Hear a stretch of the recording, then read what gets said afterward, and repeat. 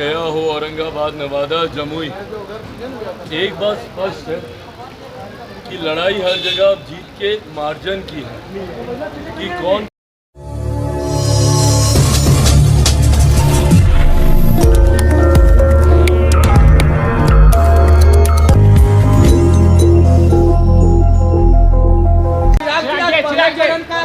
हो रहा है, क्या रुझान है?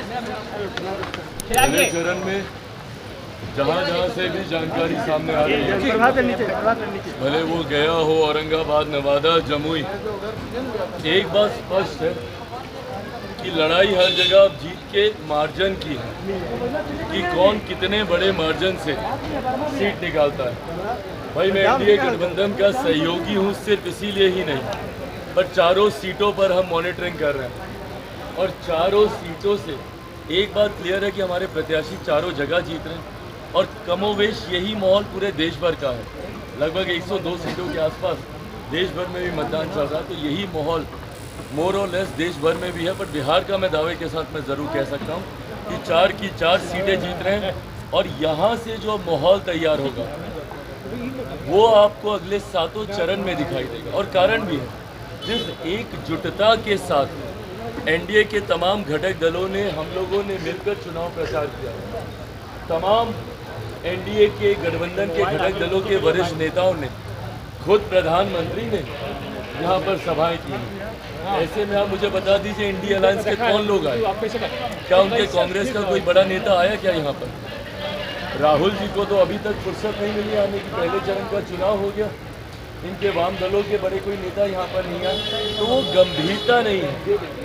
पहले चरण को लेकर कम से कम इंडिया अलायंस के घटक दलों में वो गंभीरता नहीं है और गंभीरता का अभाव और लापरवाही और जिस तरीके से हुड़दंग और दबंगई ये लोग दिखा रहे हैं चुनाव के दौरान, इसका पूरा का पूरा नुकसान इन लोगों को बिहार में 40 की 40 तेजस्वी कह रहे हैं कि चौंकाने वाला रिजल्ट आएगा। बिल्कुल चौंकाने वाला रिजल्ट आएगा, क्योंकि पिछली बार गठबंधन में 1 सीट ये लोग जीत लिए थे, इस बार वो भी हारेंगे, तो चौंकना इनके लिए स्वाभाविक है। चौंकेंगे ही चौंकेंगे। तेजस्वी की सभा में जिस तरीके से आपकी मां को लेकर अभद्र बातें बोली गई, कैसे देख रहे हैं?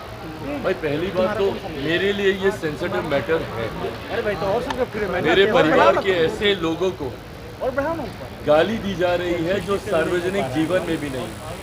बहरहाल इसका मतलब कतई ये नहीं है कि अगर कोई सार्वजनिक जीवन में हो तो आप उनके लिए आप गाली गलौज का इस्तेमाल कर सकते हैं, किसी के लिए भी नहीं, ना किसी नेता के लिए, ना किसी आम बिहारी के लिए, ना किसी देशवासी के लिए, ना ही किसी इंसान के लिए।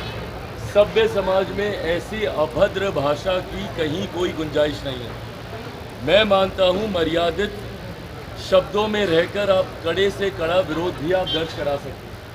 शब्दों की मर्यादा को राजनीति में रखना ज़रूरी है और ख़ास तौर पर ये जिम्मेदारी हम जैसे युवाओं पर और बढ़ जाती है, जिनको एक बड़ी आबादी अपना आदर्श मानती है। ऐसे में हम लोग का पब्लिक कंडक्ट, सार्वजनिक आचरण जो हम लोग का रहता है वो बहुत मायने रखता है, क्योंकि लोग उसको एज एन एग्जाम्पल लेते हैं कि नेता ये कर रहा है, मैं भी ये करूँ।